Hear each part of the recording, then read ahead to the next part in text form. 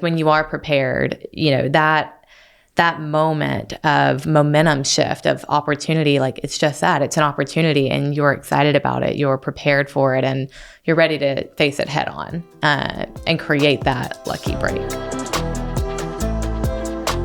Welcome to the Growth Project podcast, brought to you by the team here at AMPLOS, where we're focused on helping individuals and organizations pursue better. And, I'm here with Dr. Milt Lowder. We are excited to dive into a topic today that I think will be very relevant to where we're at. Filming Gabby on St. Patrick's Day. So happy St. Patrick's Day. You got your green. I've got my green representing. on. I don't think I'm wearing the green. The older I get, the less fun I become, and less festive I become. But I love the topic because today is the day we think about the luck of the Irish. Mm-hmm. And I love what you've come up with. It's okay, well, what do we look at? What is luck? What does it mean to be lucky? What does it mean to be unlucky? And are there certain traits and characteristics that quote unquote lucky people seem to have more often than not? Yeah. And so I look forward to kind of diving into this and thinking about the psychology of luck. Mm-hmm. And what are we really talking about here? Yeah, well, you mentioned the psychology of luck. And I think that it's just that, like, what is luck? We've all grown up around St. Patrick's Day and it being this idea of there's lucky individuals, and at the end of the rainbow, you get a pot of gold, right? So here we're really talking about how do you create luck? And it really boils down to your perceptions of the world around you, your perception of opportunities, and your preparation to be able to capitalize on opportunities as they present themselves. Yeah, and so I think that what I like is kind of debunking a little bit the myth of luck versus unluck. Mm-hmm. And we don't mean you're minimizing your pain if you find yourself or see yourself as unlucky, but a little bit of the label that you apply to your fortune or lack thereof, to your blessings in your life or lack thereof. Mm-hmm. That's what we're trying to take a deeper dive into it and hopefully encourage you to change your perception and see things in a different way, which is one of the purposes of why we do what we do. Well, I think a great opener here would be for us to talk a little bit about maybe times in our lives where we felt lucky or unlucky. So, Milt, do you feel ready to answer this question? I got to be honest, I think I felt lucky my whole life. Wow. And that word can mean so many things. But to me, when I think about my life, it's really more than, and I'm a dreamer, Gabby, but it's more than I could have dreamed of. I think there's been so many blessings in my life that have even come from the hard times of my life. I'm sure there are times, my mother used to say, I used to, as a child, when something would happen to somebody or so, I would walk around and go, lucky. Like I had this inherent, like, you're so lucky because you get to do that. Yeah. And I'm sure there were times where I felt unlucky, but I'm not quite sure. I got to really think about this because I want to make sure my comments are reflective, but I'm struggling to think of times in my life where I felt that I was unlucky. Like, I'm sure there are times in my life the ball didn't bounce my way, that it was a struggle, that it was easier to compare myself to others who, quote unquote, seemed to have more than I did or seemed to have more opportunities than I did. But overall, I think I've been so tremendously blessed by the people that God has put in my life, by the work that God has put in my life, by the opportunities He's put in front of me, by the strengths or gifts that He's given me. I'm probably looking back a little bit colored, like rose-colored glasses a little bit. I'm sure there are times in my life where I felt it was unlucky, but for the most part, I think I have a positive outlook and view of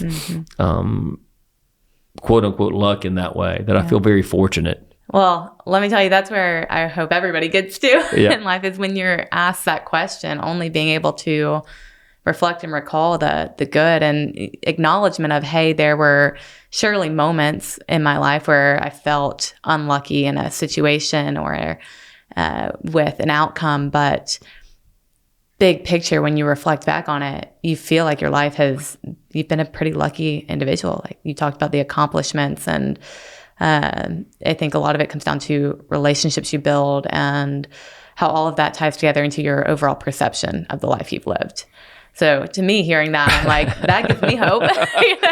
Well, thanks for that. Some hope. Yeah, it doesn't mean the struggle wasn't real and there were challenges and grinding, but there's, to me, to think about the opportunities that I've had, like, it just doesn't make sense. I mean, my background is non-traditional in psychology. My upbringing, like none of it makes a whole lot of sense that I've been able to do things that are really meaningful to me, and hopefully encourage others along the way. And so I appreciate that reflection. Again, I'm sure I wasn't always like that. I'm sure there are times like, well, it's not fair, or this. But even I look back in sports, I mean, I look at my size and my height back in, like, I've never felt it as a disadvantage. It means, okay, I'm just going to have to work a little bit harder and be a little bit tougher and go dig a little bit deeper. So, yeah, so I hope that doesn't come across. I hope it comes across in a very genuine way, because I think that's how I feel, and hopefully that's how it's reflected. Yeah, I think it does. And, when I think of luck and reflecting back on experiences I've had, I would agree. Like, I think when I reflect back on my life as a whole, I'm like, wow, I would consider myself very lucky to get to the point that I'm at today, and the, circumstances, the adversity I had to overcome, and all of that. I think, like, wow, yes, I'm a very lucky person. But I can also say there were times in my life where I did feel unlucky, whether that be with family dynamics, or with relationships, or feeling unlucky in sports even. And so when I think back on that, there are cycles in my life where I got stuck in a mentality of like, gosh, I'm on kind of this losing battle here. Yeah. And I think that a lot of, to your point as well, like, there were times in your life where you've been in that cycle, but it's being able to break that. And that's what we want to talk about today, is how do you not get caught up in viewing your life as unlucky?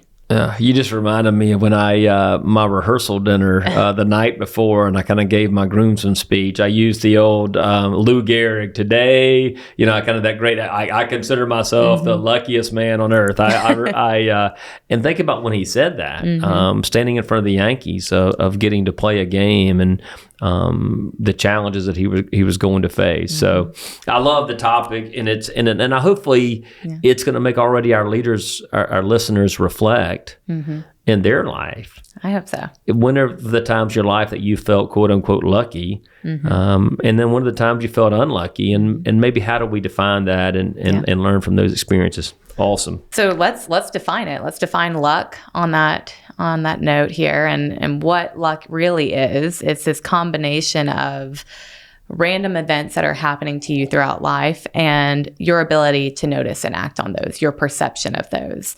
And that's all luck is at the end of the day, is what's happening and how you're perceiving and I think the key word to me that sticks out when you say that, Gabby, is seemingly random. Yes. And I think that's that's why luck, it creates such an external locus of control. Like, these are random events in my life, and I'm really just a pawn in this game, which we may be, but it takes away any internal locus of control. It's like, these things just happen. Exactly. And they're outside of my control, and I can't control any of that. And so it just is whatever. It could be your faith, it could be the universe, it could be people. That's the way we kind of look at luck. That it's random. I can't control it. I can't influence it. And even once it happens, it either is proof and affirmation that I'm a lucky person, or it's proof or affirmation that I'm unlucky. So what we really want to do is reframe that and give you a bit more of an internal locus of control, where luck is not just chance, rather it's influenced by your behavior. And Richard Wiseman, kind of a big researcher in the area of luck, did a lot of research in the early 2000s on the topic of luck, and studied lucky versus unlucky people. Found that there were some behavioral differences between individuals who identify as lucky versus unlucky. And some of those differences were that lucky people notice more opportunities in their lives. They are able to see opportunities for growth or opportunities for change. And then they act on that. So they act on the opportunities that present themselves. They stay open-minded to, growth and change, and then reframe setbacks. So that's kind of the 4 key behavioral differences they found from lucky and unlucky individuals. Now, were these self-identified lucky versus unlucky people? Yes. Okay. Self-identified perceptions of luck. Yeah. So good. So good. When I think about that is you're going to find what you're looking for. Exactly. And then your brain is kind of wired to either hunt the good or hunt the bad. And again, your brain is always looking for information to support your belief about yourself and about the world that you're in. It does. And the labels that we place upon ourselves set so many limits to growth and opportunities. And it's really the foundation of what we do of, okay, how do we look at ourselves? How do we look at the world? How do we look at the people that have accomplished great things in life face the same set of challenges that most of us has faced. That's what I think is so encouraging about our work. But they had a different lens. They saw what other people deemed as failure or as inherent challenges or too great a risk, they see as opportunities. And that kicks into motion a certain set of thoughts and actions and behaviors of how can I solve the problem versus immediately that defense mechanism of there's no way, it's like me to not accomplish. It's like me to be unlucky. We start using those extreme words that place such a limit on our growth. Yeah, I couldn't have said it better myself. It really is what you think and believe is in what you open yourself up to opportunities wise or lack of opportunities wise. There was an experiment that Wiseman actually did with a newspaper article where he had participants, they gave them a newspaper and said, hey, I want you to count how many photos are throughout this newspaper. But there was writing and pretty large text in the middle of the newspaper saying, stop counting, there are 43 photos. And people who deemed themselves as lucky found it. People who identified as unlucky never saw the writing. I mean, let's talk about how our brains are wired here. I mean, attentional control, attentional focus, like you're told to count the photos. You're not open to doing anything else. You're focused on counting those photos. It tells you right here, hey, stop. Here's how many there are. I think that is such a great example. And there are a lot of personality traits that drive that. But you would imagine the people that we think are risk averse, or black and white, or follow the rules, don't think outside the box. Like, here's what I was told to do, and I'm going to do it. That's a certain type of lens that sometimes may lend itself to a little bit of negativity and a little bit of frustration, versus the ones that don't pay as attention to the details, who kind of can look for the gray areas or look for opportunities or see the world differently. They're just open to new experiences. And, we're kind of the perfect people to be talking about this because I think back to our traits and you're very low conformity, kind of this big picture, open-minded individual, and I'm very high conformity. So I feel like this is sometimes an area where if I'm given directions and told to do something, I'm really locked in on that. And I do tend to overlook things that could maybe make it an easier pathway or more efficient because I'm doing what I was told. That's been a learning moment for me. It's like, okay, open yourself up. Don't get so rigid. And I could probably go the other way of probably dotting the I's and crossing the T's and following the rules a little bit more. But I think that's an I didn't know that study until you shared it. But it is so fascinating that I think sometimes. And we're all victim of it. Like, we all get busy and get focused on what we have to do, and we forget to see the big picture. We forget to notice the little things around us. That's a great study. So what does that study mean a little bit for our own life, Gabby, and how we start looking at opportunities? Well, when we are very rigid, we view things from a lens of overfixation, right? And this is just that tunnel vision. And we're blind to the cues around us, to maybe some of the opportunities showing up around us. And this can be present in sport and business and leadership, where we just start to miss cues. We miss those momentum shifts where we talk about the life cycle and we talk about mindset, right? And that moment where you're at your peak, and then there's a slight momentum shift downward, and being able to catch it is so important for growth. That's where we make a change, right? And continue growing. But oftentimes, like when we are so fixated on just doing things the way that we're told to do them, we miss those momentum shifts and we start to rapidly decline. Yeah, so there's such a challenge here of getting lost in the process. Yeah. Right? We preach that all the time. That success and happiness find me because I'm too busy to be looking for it. Yeah. But what you're talking about is in that process, I'm so fixated on having to do it a certain way, or the A plus B plus C equals D, Yeah. or the cost of doing what I do, it becomes transactional in my life. That the proverb that I love, as you think, so you are, is also interpreted, do not go out to eat with this kind of person because they're always worried about the cost. Yeah. They miss the value of the meal. Yeah. And I think that's what you're saying is. So there's Absolutely. like getting lost in the process is Yeah. good, but how you get lost in the process and what are you focused on? But what you're talking about is I'm so lost in the process that it has to be a certain way. That, Right. And we do that to, just think about how we do that to children. That at age 18, you're supposed to have life figured out. At 22, you're supposed to have it all put together. Yeah. That you should be a certain way. You should act a certain way. You should, that the expectations of here's how my life should look, I forget to experience the journey. And so when it doesn't go in accordance to that, then you start to think, okay, well, I'm just unlucky in life. Because everybody's told me if you do these things, Yeah. like if you follow these steps, then your life's going to turn a certain way. So it must be something about me. Yeah. It's why I get so frustrated, and I get on my pulpit all the time of telling young people that college is the best time of your life. Well, when you go to college and you struggle, and it was a big struggle for me, and you're thinking, well, this is supposed to be the best time of my life, then what have I got to look forward to? Right. That it must be something about me. Yeah. Or how we define success is achieving a goal, and I'm not achieving the goal, then I must be a failure. It must be something about me. Yeah. And so you create that narrative in your mind, and if you tell yourself something long enough, you're going to believe it.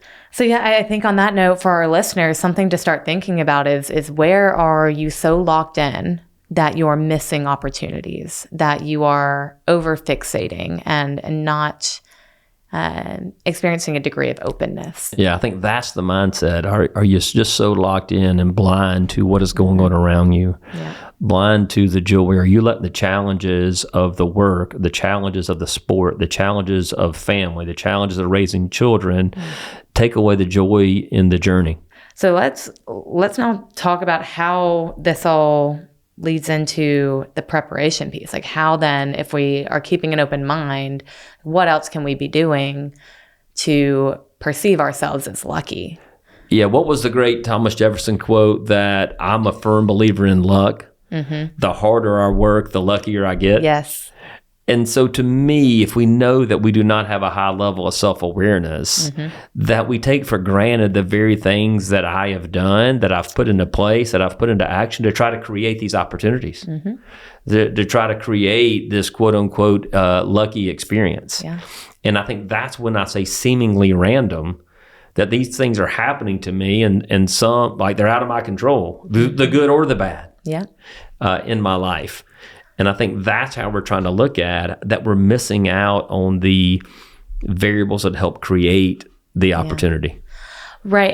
And I always go back to the notion of, oh, well, I just got really lucky, or it was a lucky break. Like, that view is very much centered in like you are just a product of circumstance. Yeah. But that's typically not the case, because an opportunity can present itself. But if you're not prepared for that, you'll squander that opportunity. Yes. And we see it all the time in sports. We see it when we have our starting quarterback and then there's an injury in the game and your backup quarterback has to go in. If he has been preparing for that moment, then it is going to be his lucky break. Yeah. But I think calling it a lucky break negates all of the work and preparation that went into that. And I think, you see these, I think about it in the music industry. Yeah. that you see an overnight sensation. Yeah. They're just an overnight. Yeah. Well, you just get to know their story. It's not overnight. And that person has been grinding forever. I think we've talked about Alex Honnold climbing El Capitan and climbing the Taipei 101, which is absolutely crazy. But he spent 12 years preparing for that one moment. Yeah. And his interpretation was a dream delayed is not a dream denied. Mm-hmm. That he never stopped dreaming, but all his life had prepared him for those moments, even the way he was raised. Yeah. And I think that's the mindset that we want to create. That luck, old saying that luck is when preparation meets opportunity. Mm-hmm. Well, we say this a lot in trauma. It's hard to prepare for what you can't predict. Yeah. And so think about it in your terms of the quarterback is never thinking he's going to get a chance, the backup quarterback. Or if your life has become such a negative way that you think you're just unlucky, then you're going to not be prepared when the door opens. What we're trying to get across here is that in order to achieve this lucky break, you need to be deliberate with your practice. And Anders Ericsson, great research on deliberate practice. Like this is where that 10,000 hours of practice to become an expert in any given domain, right? And being intentional with whatever the vision is for your life. Yeah. And if you haven't listened to the episodes on vision, go back and give those a listen. But making sure that you are working day in and day out, having a process for preparing for your make it or break it moment. When you're unprepared and an opportunity presents itself, it's going to feel chaotic. You're going to feel kind of out of control, that external locus of control where you just feel swept up. And you're going to shy away from it. You'll shy away from it. With that stress and that chaos and that panic. And then you're going to make an excuse of, well, I'm just unlucky. Yeah, exactly. So it's your scapegoat, right? The flip of that is when you are prepared, that moment of momentum shift, of opportunity, like it's just that. It's an opportunity and you're excited about it. You're prepared for it and you're ready to face it head on and create that lucky break. So I think that's where we really want to highlight. It's not only is it your mindset, but it's the preparation you're putting in. Yeah. Yeah, and so good in terms of, okay, that starts now feeling like there's things I can do to be prepared for those opportunities. So, I just mentioned that we're looking at both the mindset, but also the preparation. But I want to hone in on the mindset piece here for a moment because, we are big promoters of growth mindset, but let's talk about what the mindset of lucky people are. And Milt, I'll let you take this away here, but, talk to us a little bit about what makes up a lucky person's mindset. Yeah. So to me, if we think about like quote unquote lucky people, and I think positive psychology has influenced this a lot as well, is that outlook on life, that how they define success. Are they hunting the good or hunting the bad? Do they have a dose of humility? Are they able to practice gratitude and be, like you said, I love what you said earlier of, can I catch the experience? Can I catch the meaning in the journey? Can I move beyond success and failure in a way that allows me to understand that who I am becoming is more important than what I am accomplishing? Yeah. Like, can I maintain that big perspective that I'm never too high and never too low? To me, that's the mindset of somebody who is optimistic, who is prepared, who is positive, who believes that they have what it takes, believes there's good things in this world, as Robert Emmons talks about gratitude, believes that these things can come their way. Yeah. To me, that's maybe how I would sum up the mindset of a lucky person. I think it makes complete sense to me, and that it is this combination of persistence, but also intentional effort of creating opportunities in your mind, this openness that you're speaking about, but also the humility to say, hey, this didn't work and it doesn't mean I'm a failure, but it means I need to make a change. Yeah, and I think that language is so good because it's so quick to label ourselves or other people when we experience a quote unquote failure. That it becomes part of our identity instead of just feedback. I think lucky people are able to separate who they are from what they do a little bit and be mindful and aware of, as you just said, objectively, hey, what really happened here? Yeah. In a good or a bad way. It's not only am I reframing positive luck, but bad luck. Like, what really happened here? Yeah. How did this really happen? What did I learn along the way? What could I have done differently? What did I do to influence that? What were the variables that were present when that opportunity presented itself? Yeah. I think that's sometimes what we take for granted, and we that's what we overlook in terms of creating your own luck. Absolutely. And I go back to kind of this narratives we create in our minds for our lives. Yes. And I can think back to a point in my life where this came to life, which is when I was third grade. I went to fourth grade and then was terrible at math, so bad that they decided to move me back to third grade. And at that point, I could have been like, well, I'm not smart, or I'm not ever going to be good at math. Which is my interpretation of me. Like, I'm not good at math. I'm just never going to be good at this. And then,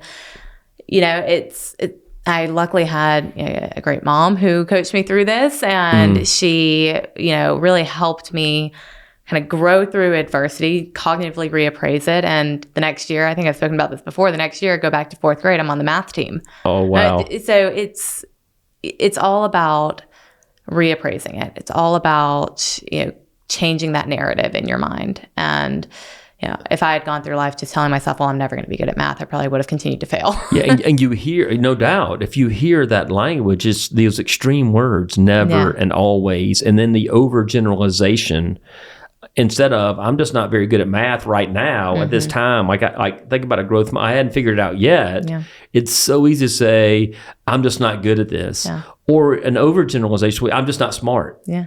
And that was the messaging to me was, hey, you just weren't ready to advance yet. Yeah. And, I'm August birthday, so I was young. I started, early. And so then restarting back, like now I was the oldest in my grade, but I was ready cognitively for it. And that was the storyline that was told to me. So I think thinking about how we can then interpret adversity differently in our lives. Yeah, interpret success and failure. So I think it's also important because on one hand, we're talking about external control versus internal control. We're talking about lucky versus unlucky. Yeah. To me, what is in my mind right now is understanding the difference between humility and hubris. Because lucky people, if you aren't careful, can be, well, look what I've created. Oh, yeah. And look what I've done. And look at how great I am. And they not only minimize the effort and the work. What did Michelangelo say? If you knew how long it took him to become an expert, you really wouldn't be that impressed. Yeah.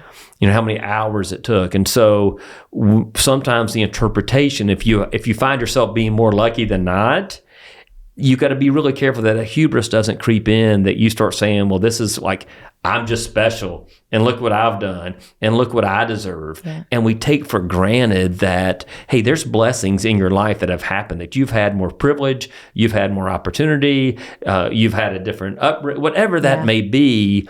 And you've had more people pour into you and believe you. And so especially in America, it's easy to discount some of the inherent privileges and opportunities that come your way and think you've done this by yourself. Oh, absolutely. Like you're a self-made man. That is such a lie, or woman. And so you got to really be careful that it doesn't quickly turn into hubris. We aren't talking about that. We're talking about just a different outlook, that you think there's good things that can happen. And then the humility of that is sometimes, especially, you kind of self-deprecate. Yeah. You kind of minimize your own, like, well, I am just lucky. Yeah. Like, I don't deserve this. Oh, yeah. And you deflect any contribution you've made to help create that.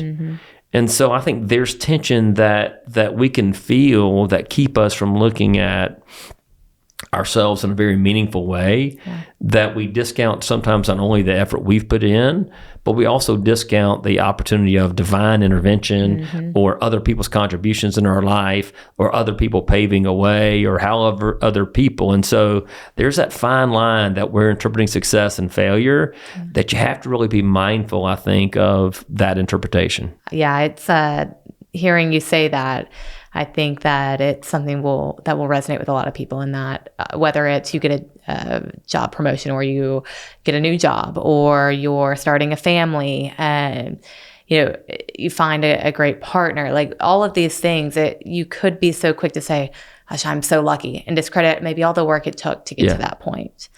But then there's the flip of that as well, where you're just, only recognizing that, hey, look what I've done. Yeah. Right. Look what I've created. So it's you got to find that happy medium there. Yeah. And so it's, again, are the reasons for your success things within your control or out of your control? And that's why gratitude is so important in terms of being grateful for not only who you are, but grateful for the good and the bad in your life, grateful for the people in your life, grateful for the opportunities. That's what you're really talking about. Yeah.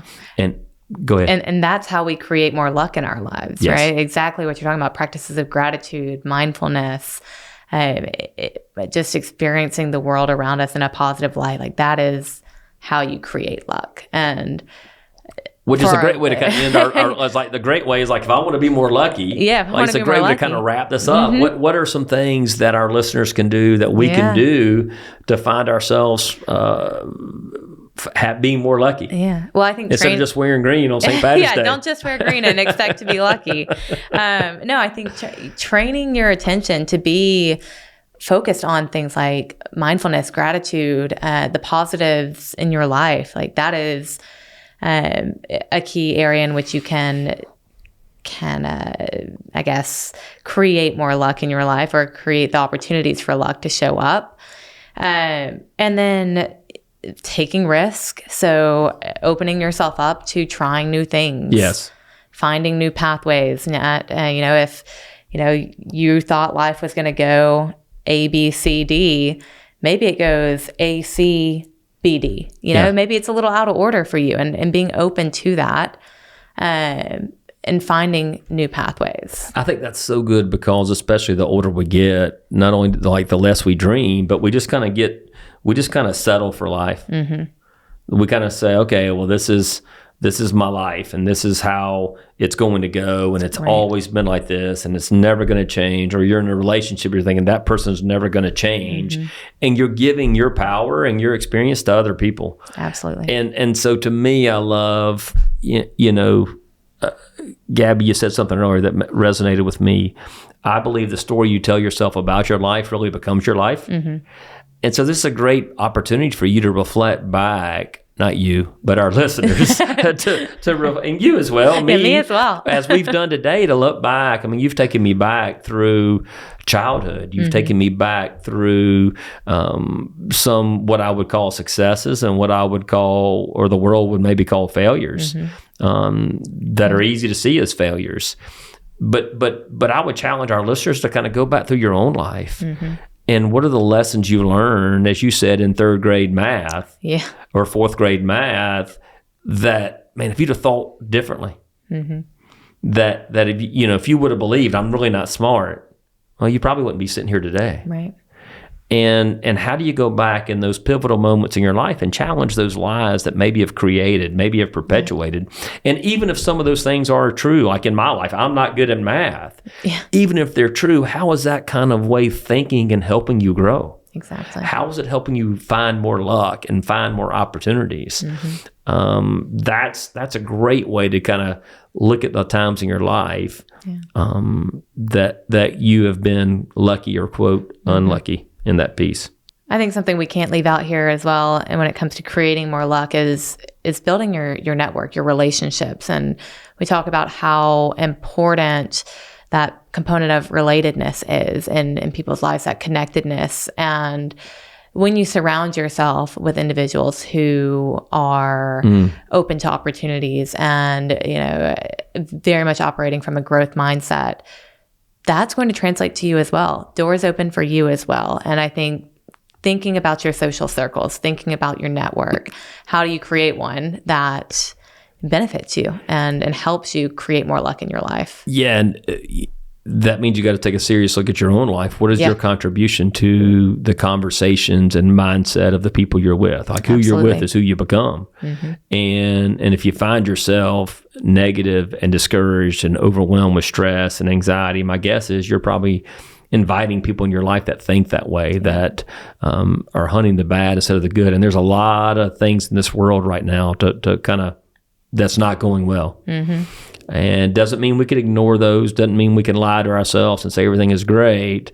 But how is that kind of way, how is that kind of thinking helping you? Yeah. And I think one of the great parts of our job is we get to interact with so many people from so many different cultures and so many different experiences. I got to talk with a gentleman this morning who was a geologist, exploration geologist. Wow. And they told me that there was gold in South Carolina near Charlotte and Columbia in the 1820 gold rush. Never would have known that. And it was so fascinating to hear his story of how he got to where he is, and what he's doing now. And I think those are the moments where it's so much fun to hear other people's stories and be encouraged by their stories. Yeah. And so I love expanding your network. It's one of the things about being on a college campus. Yeah. That there's so much energy and so much hope and so much optimism that now there's significant levels of anxiety and depression and all these other factors. But I think that's such an important piece. Who are you hanging around? Oh, yeah. And what is their outlook on life? Well, hopefully we've given our listeners some actionable tools they can use to create more luck in their lives, to kind of start shifting their perceptions around luck and creating opportunities. Milt, is there anything else you want to leave the listeners with today? No, Gabby, I'm lucky that you're at AMPLOS. We're lucky to have you. I'm lucky to be here. I love the idea you came up about talking about luck. I never would have even thought about that. And so I do have to give credit where credit is due. I was talking with Colton yesterday and I was like, man, I'm trying to think of new podcast ideas. He's like, well, it's going to be St. Patrick's Day. Maybe you guys should talk about luck. And I was like, oh, that's genius. Yeah, and Colton is your significant other, people that don't know. And so I think that to me is the overarching theme of, what are we missing out on? Yeah. That even when I think about parenting, the creativity, the challenge, the joy, the struggles, it's easy to kind of limit ourselves by how we think about the people in front of us, the opportunities in front of us. And it's so easy to fall into this comparison trap. Yeah. And we can do that one or two ways. We can do it in ways that we think people have it better than us, or we can do it in ways that we think people have it worse. And we take credit for things maybe sometimes we shouldn't. Yeah. But we also dismiss, as I said earlier, the effort that we put forth. And so I love your challenging questions to look back how we started. Hey, when have you been lucky in your life? When have you been unlucky? How can you maybe have a change in mindset? Which leads to a change in perspective, which leads to a change in the way you're going to act and think and look for those opportunities. Because my guess is most of us are missing out. Spot on. Well, I thank you for your insights today. And it's been, I think, a great conversation around luck. And hopefully our listeners can start shifting their perspective a little bit and trying to, I think the easiest starting point is, like you said, thinking back on moments where you were lucky versus unlucky in life, and how were you thinking in those moments? Yes. What thoughts were you having? And start there. And that's how you reframe. Yeah. And what are some things you can do right now that are you just still waiting around for these random events to show up? Or are you trying to create it and you can't do it by yourself? Who are you trying to create it with? And so I love the conversation. I hope our listeners are encouraged by it. If you are, please, I always get the language wrong. Like us or follow us or whatever. Subscribe to us. I don't know if we even have a subscription. Yeah. Like, follow, subscribe. Okay, leave a review if you can. Yeah, leave a review is great. We're just trying to be relevant and interested and encouraging to you and trying to help you be better and pursue better. If you have any questions, have any podcast ideas, thoughts, send them our way. Please share those with us. So until then, continue to pursue the things in life that make you better and the people that help you be better.